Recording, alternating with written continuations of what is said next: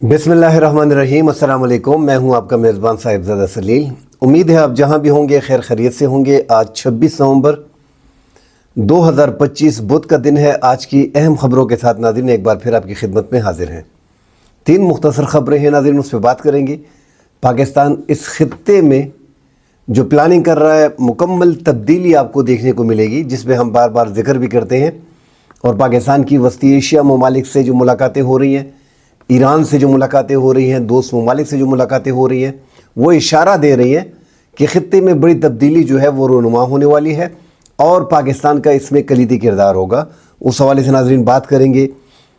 साथ ईरान के साथ नाज़रीन पाकिस्तान के ताल्लुकात बड़े अच्छे हैं। जो इजराइल और ईरान की जंग में पाकिस्तान ने मदद की थी, उसके बाद ईरान हर मुमकिन कोशिश कर रहा है कि पाकिस्तान के साथ दिफाई मुआहदा जो है वो किया जाए। जो उनकी सिक्योरिटी चीफ आए हैं, उनकी मुलाकात फील्ड मार्शल आसिम मुनीर से हुई है, मुल्क के आला क़ियादत से हुई है।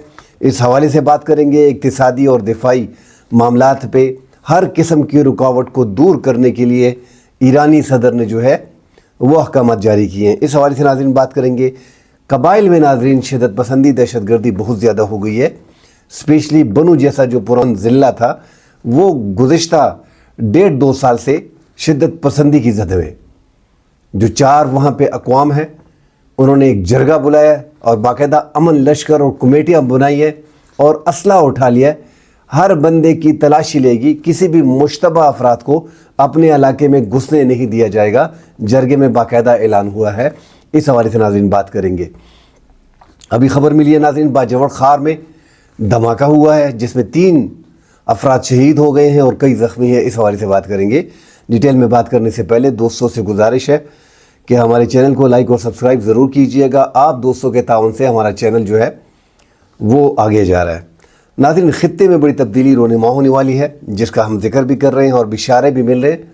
हमारी पाकिस्तान की जो आला क़ियादत है उनके भी इशारे मिल रहे हैं, इस्टेब्लिशमेंट के भी इशारे मिल रहे हैं और हुकूमती सतह पे भी इशारे मिल रहे हैं। जो कहा जा रहा है कि ये एक टोला जो बैठा हुआ है, ये अवामी नुमाइंदा हुकूमत नहीं है। और ज़्यादा वजाहत जो कल DGISPR ने कर दी थी कि अफ़गान तालिबान जो हैं और TTP में कोई फ़र्क नहीं है, तो अब इनको ट्रीट भी किया जाएगा एक दहशतगर्द तंजीम की तरह और बाकायदा इनके ख़ात्मे का, इस रजीम को चेंज करने का बाकायदा फ़ैसला हो चुका है। टाइम लगेगा, हर चीज़ में वक्त लगता है। उसके देखा जाता है कि इनके हटाने से मुश्किलात क्या पेश आएंगी। पूरी एक प्लानिंग बन रही है। पाकिस्तान उस प्लानिंग का जो अहम किरदार है वो पाकिस्तान है और ये ख़ित्ते में आपको बड़ी तब्दीली नाज़रीन जल्द ही मिलेगी। अफ़गान तालिबान की मौजूदा रजीम जो है ये चेंज हो जाएगी और ये अफ़गानिस्तान के वहम व गुमान में भी शुरू में नहीं था, क्योंकि वो प्रॉक्सी पाकिस्तान के तसव्वुर हो रहे थे। और पाकिस्तान चूँकि इंडिया ने हर दौर में ये कामयाबी उनको मिलती है, उनको क्रेडिट जाता है कि उन्होंने हमारे 2 पड़ोसियों ईरान और अफ़गानिस्तान के साथ हर दौर में आप करीब से वाजपेयी से शुरू हो जाएं और अब ये नरेंद्र मोदी पे बंद कर दें। हर दौर में इन्होंने अफ़गानिस्तान के साथ और ईरान के साथ अच्छे ताल्लुकात रखे हैं। उसकी बड़ी वजह वो, जिस तरह हम बार बार जिक्र करते हैं कि 2440 किलोमीटर का ये अफ़गानिस्तान का बॉर्डर और 904 किलोमीटर का ईरान का बॉर्डर, और दोनों ने ही ये जो 2 सूबों में इंसर्जेंसी है, ये इन 2 ममालिक की वजह से है कि इन्होंने इंडिया को support the, logistic support in शिद्दत पसंद दहशतगर्दों को पहुंचाई। अफ़गानिस्तान का उसमें कलीदी किरदार था और ईरान का था, बैक पे जो है वो भारत था। मगर उनके नाज़रीन, अगर अफ़गानिस्तान को आप देखें तो ज़्यादा नुकसान हमें अफ़गानिस्तान से हुआ है। एक तो हमने वहाँ पे भी सियासत की है। जो उस टाइम पे अमरीकी सदर जिमी कार्टर थे, उसके साथ मिल के जो सोवियत यूनियन ने अफ़गानिस्तान पे हमला किया 1979 में, 1978 में जंग लगी रही, डॉलर आते गए, पैसा आता गया। एक था बस ज़हन में, हो सकता है कि उस टाइम की उनको अपना आप ठीक लगता हो, मगर उसकी जो नताइज है वो आज हम भुगत रहे हैं। जनरल ज़िया और उस टाइम पे जो हमारी आर्मी थी, उनको लग रहा था कि ये फिर आगे आएंगे, गर्म चश्मे तक आएंगे, फिर ये ज़्यादा आएंगे, इनको रोकना पड़ेगा। तो ज़्यादातर 30 लाख जो अफ़गान महाजरीन ने उनको पनाह दी, ट्रेनिंग कैंप्स वगैरह, तरबियत उनको दी और मुजाहिदीन भेजे और सऊदी अरब ने यहाँ पे मदारिस बनाए और बड़े पैसे उन्होंने लगाए। जो उस टाइम पे डॉलर्स आ रहे थे, बरसात हो रही थी और पाकिस्तान बड़ा आगे जा रहा था, बहरहाल जिमी कार्टर के बाद रोनाल्ड रेगन जो था वो आया था 81 से 89 तक वो था, और ये 10 साल तक ये जंग वहाँ पे लगी रही अफ़गानिस्तान में। मगर अफ़गानिस्तान की नाज़रीन पूरी तारीख़ आप देख लें, ज़ाहिर शाह 1933 73 तक वो रहा, एक बादशाह था उनका। सरदार दाऊद 1993 में रहा, जिस टाइम पे जुल्फ़िकार अली भुट्टो यहाँ पे पाकिस्तान में वज़ीर आज़म थे। उस टाइम पे एक अहम था, ये बात करनी बड़ी ज़रूरी है, जुल्फ़िकार अली भुट्टो ने अपने किताब में लिखा है कि मेरे मरने के बाद, क्योंकि उस टाइम पे यहाँ पे नेब अवामी नेशनल पार्टी थी, जो अवामी नेशनल पार्टी ANP अब है, उस टाइम पे नेब थी। ये पाकिस्तान में धमाके वगैरह जब होते थे तो इनका नाम आता था, और अफ़गानिस्तान काबल उस टाइम पे सरदार दाऊद की हुकूमत में और नजीब की हुकूमत में इनको सपोर्ट किया जाता था। तो आफ्ताब अहमद ख़ान शेरपो के जो भाई थे हयात मोहम्मद ख़ान शहीद, उनको शहीद किया गया था, और उनमें फिर इनकी पार्टी को बैन किया गया था, और इनकी पार्टी पर पाबंदी लगा दी गई थी, और इनके रहनुमा सारे जेलों में थे। सरदार दाऊद ने, जो जुल्फ़िकार अली भुट्टो ने अपनी किताब में लिखा है कि मेरे मरने के बाद कि मैंने ड्यूरेंट लाइन का मसला हल कर दिया था सिर्फ एक चीज़ पे, कि जो नेब के लोग मैंने पकड़े थे, तो मुझे सरदार दाऊद ने कहा, जो हमारी मुलाकात और हम सब कुछ डिटेल हमने बराबर कर ली थी, कि हम ड्यूरेंट लाइन को मान लेंगे और आप जो है ये नेब के जितने मुल्ज़िमान हैं इनको छोड़ दें। तो सरदार दाऊद भी, उनका तख्ता भी पलटा गया, और भुट्टो को भी अदालती कत्ल उसका हुआ।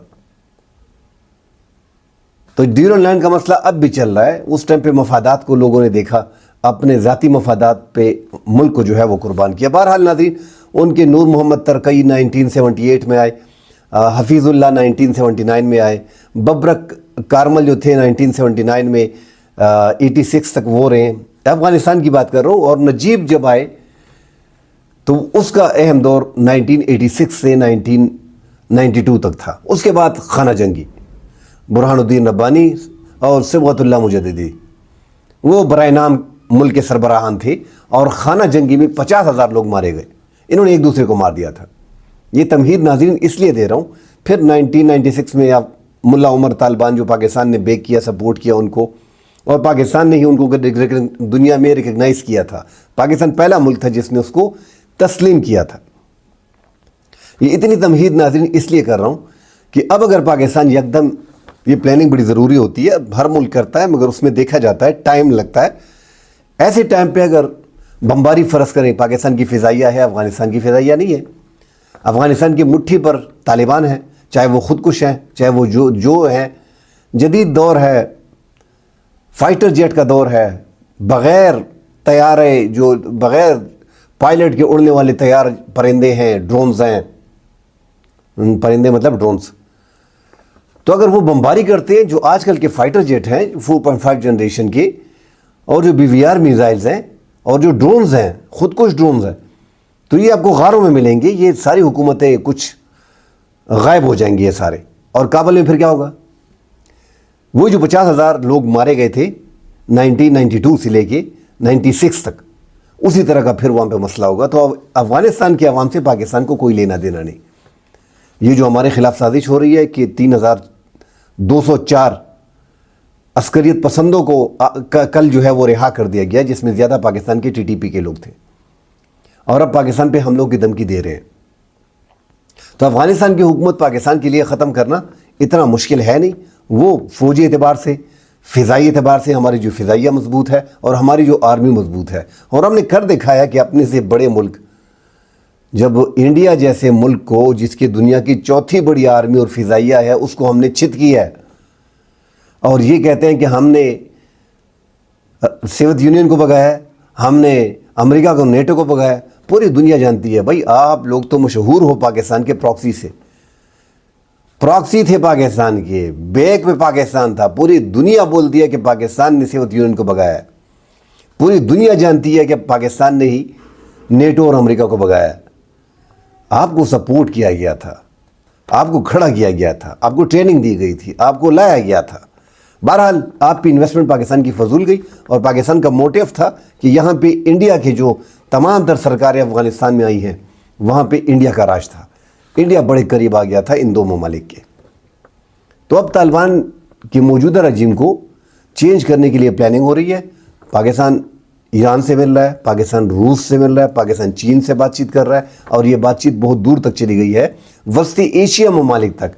آج بھی افغانستان کے حوالے سے ہمارے جو نمائندے ہیں صادق خان، وہ تاجکستان پہنچ گئے، وہاں پہ ان کی ملاقاتیں جاری ہیں۔ تاجکستان کے جو سربراہ ہیں وہ پاکستان آئے تھے۔ تو یہ ملاقاتیں کچھ اس طرح ہو رہی ہیں، جو افغانستان کے ارد گرد ممالک ہیں وہاں پہ جو ازبکستان، تاجکستان، ترکمانستان، اور پھر رشیا سے بات چیت ہو رہی ہے، چین سے بڑی قریبی بات چیت ہو رہی ہے، ایران سے بات چیت ہو رہی ہے۔ تو یہ ایک پلاننگ ہو رہی ہے، اور جو ان کو لگتا ہے، ان کو اندازہ ہو جائے گا کہ ان کا پالا پاکستان کی فوج سے پڑے گا، تو آپ یقین کریں کہ یہ ٹک نہیں سکیں گے۔ دھماکے تو پاکستان کو صرف اپنے بارڈر کو اس پہ انویسٹمنٹ کرنی پڑے گی۔ ہماری آپ دیکھیں تو پاکستان میں 200 ارب روپے، 300 ارب روپے، 500 ارب روپے، 1000 ارب روپے کی کرپشن ہوتی ہے، اور پکڑے جاتے ہیں۔ جو کوہستان میں 40 ارب روپے ایک بندے سے برآمد ہوئے، اس طرح سندھ میں 100 ارب روپے نیب نے برآمد کیے تھے۔ میرے کہنے کا مطلب تھا کہ آپ نے صرف اپنے بارڈر فینسنگ پہ 71-72 ارب روپے لگائے ہیں۔ آپ کو جدید ٹیکنالوجی وہاں پہ لگانی چاہیے، دنیا کی بہترین ٹیکنالوجی آپ کو وہاں پہ اپلائی کرنی پڑے گی۔ آپ کو جو 1400 چوکیاں یہ کم پڑ رہی ہیں، آپ کو وہاں پہ نفری بڑھانی پڑے گی، آپ کو انویسٹمنٹ بارڈر پہ کرنی پڑے گی۔ آپ کا افغانستان کا یہ بارڈر سیف ہو گیا تو آپ کی چار دیواری کمپلیٹ ہو گئی، کیونکہ ایران تو اب راہ راست پہ آ گیا ہے۔ تو وہ ناظرین آپ دیکھیں گے قریب ہی، مجھے لگتا ہے کہ سال 2026 تک افغان طالبان کی موجودہ رجیم جو ہے یہ آپ کو اس اقتدار میں نہیں ملے گی۔ ساتھ ناظرین، ایران جو پاکستان کا سعودی عرب کے ساتھ دفاعی معاہدہ ہوا تھا، اس کے بعد انہوں نے کوشش کی تھی کہ پاکستان کے ساتھ، انہوں نے اعلان بھی کیا تھا کہ ہم اس معاہدے میں شامل ہونا چاہتے ہیں۔ اب جو ناظرین ایران کے سیکیورٹی ایڈوائزر ہیں، جو سیکیورٹی چیف ہیں، جن کی ملاقات ہمارے فیلڈ مارشل آصف منیر سے، آرمی چیف سے ہوئی ہے، اور پاکستان کے وزیر اعظم، صدر اور اعلیٰ قیادت سے ان کی ملاقاتیں ہوئی ہیں، اور ایران کے صدر کا وہ جو میسج پاکستان کو دیا گیا ہے کہ تمام تر جو رکاوٹیں اقتصادی طور پہ اور سیکیورٹی طور پہ پاکستان کو پیش آ رہی ہے، اس کا باقاعدہ حکم نامہ جاری کر دیا ہے، اور ایک باقاعدہ مربوط نظام پاکستان اور ایران کے مابین بنایا جائے۔ ایک تو جو تجارت ہماری تھوڑی بہت 2 ارب کی سفر ہوئی ہے، وہ بڑھا کے اب جو 3.1 پہ ایران کے ساتھ جا رہی ہے، وہ 10 ارب ڈالر تک پہنچنے والی ہے۔ تو ایران اور پاکستان کی کوارڈینیشن تجارت کے حوالے سے، اور ساتھ جو سیکیورٹی کے حوالے سے معاملات جو ہیں وہ ڈسکس ہو رہے ہیں۔ اور آگے جا کے ایک پڑوسی ملک ہے، ان کی آرمی بھی ہم نے دیکھ لی جو اسرائیل کے خلاف لڑی ہے۔ اگر ہمارا دفاعی معاہدہ سعودی عرب کے ساتھ ہے تو بصد احترام سعودی ہمارے لیے بڑا عزیز ملک ہے، وہاں پہ 2 مقدس مقامات ہیں، ہم اس کا بڑا ریگارڈ کرتے ہیں۔ مگر جو ہمارا معاہدہ اگر لڑائی کے حوالے سے ہوگا، مطلب اگر ہماری جنگ ہوتی ہے تو اس میں ایران کھل کے آپ کا ساتھ دے سکتا ہے۔ سعودی عرب کی افواج جو ہے، جس کو پاکستان نے ٹرین کی ہے، وہ آپ کی مدد کے لیے نہیں آتے۔ سعودی خود بھی مطلب ان کی افواج اتنی تگڑی ہے نہیں، ان کی فضائیہ بھرپور ہے، ان کے پاس لیٹسٹ فائٹر جیٹس ہیں، 4.5 جنریشن تک ان کے پاس فائٹر جیٹس موجود ہیں، مگر ان کی آرمی اتنی ہے نہیں، اتنی کیپیبل نہیں ہے، اور نہ ہی وہ آپ کے لیے لڑائی کے لیے یہاں پہ آ سکتی ہے۔ اگر ایران کے ساتھ آپ کا معاہدہ ہو جاتا ہے دفاعی، وہ آپ کو بڑا فائدہ دے گا، وہ آپ کے ساتھ باقاعدہ لڑے گا، مگر چونکہ ایران پہ انٹرنیشنل طور پہ پابندیاں ہیں، اسی وجہ سے پاکستان تھوڑا پیچھے ہو رہا ہے، اور ایران بار بار کوشش کر رہا ہے کہ کسی طریقے سے یہ معاہدہ ہو۔ ناظرین، بنو ڈومیل میں، زیادہ تر بنو ڈومیل میں حملے ہو رہے ہیں۔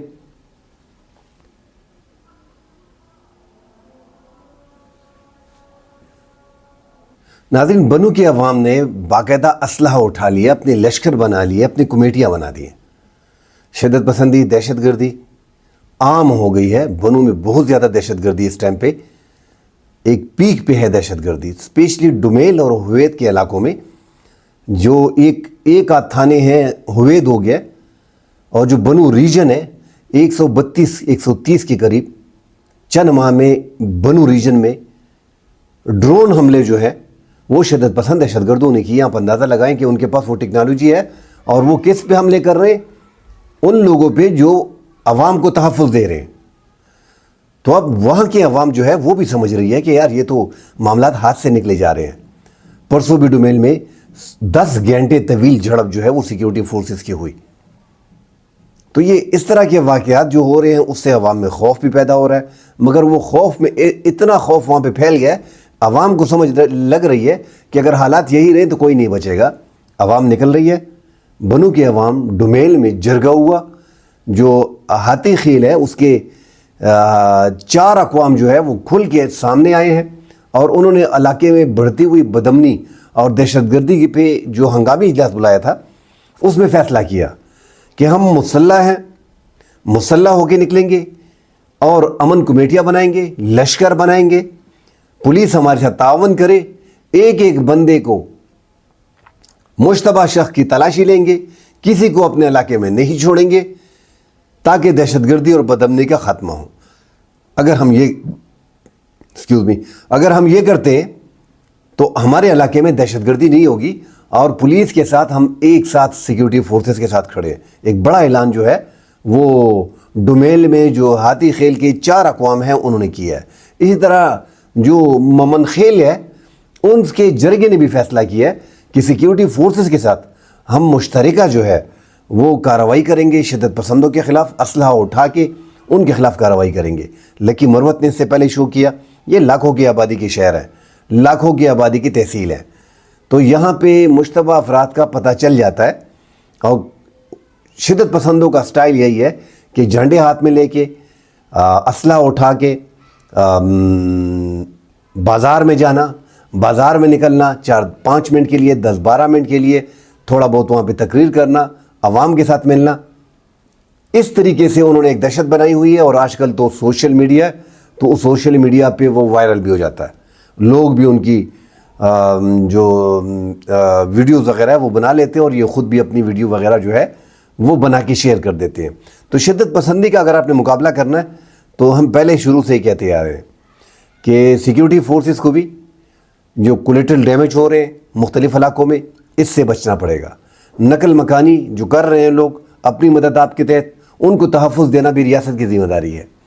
اب وہ جنوبی وزیرستان سے جو لوگ نقل مکانی کر رہے ہیں اعظم ورسک سے, خود بخود جھڑپیں وہاں پہ جاری ہے, تو یہاں پہ صوبائی حکومت ہے, اس کی ذمہ داری ہے کہ ان لوگوں کو کیمپ فراہم کریں, ان کو کھانا فراہم کریں, ان کو تحفظ دیں, اور اپنے گھر سے ان کا اچھا خیال رکھا جائے, کیونکہ انہوں نے قربانی دی, اپنے گھر کو چھوڑا ہے, تو وہ غیر اعلانیہ طور پہ اس علاقے کو چھوڑ کے خود ہی نکل رہے ہیں. ایسے بہت سے لوگ ہیں جو اپنے رشتہ داروں کے ہاں جا رہے ہیں. شدت پسندی دہشت گردی زیادہ بڑھ رہی ہے, 2 اطراف سے جو ہے فائرنگ ہوتی ہے, اور مارٹر گولے جو ہے وہ گھروں میں جا کے گرتے ہیں. تو جب دونوں اطراف سے فائرنگ ہوتی ہے تو پتہ نہیں چلتا کہ مارٹر گولا کس طرف سے کون سے گھر میں گر رہا ہے, تو اس سے ڈیمیج ہو رہا ہے, اور وہاں پہ نقصان جو ہے وہ سیکیورٹی فورسز کا ہو رہا ہے. صوبائی حکومت کو ان معاملات میں مزید آگے جانا پڑے گا.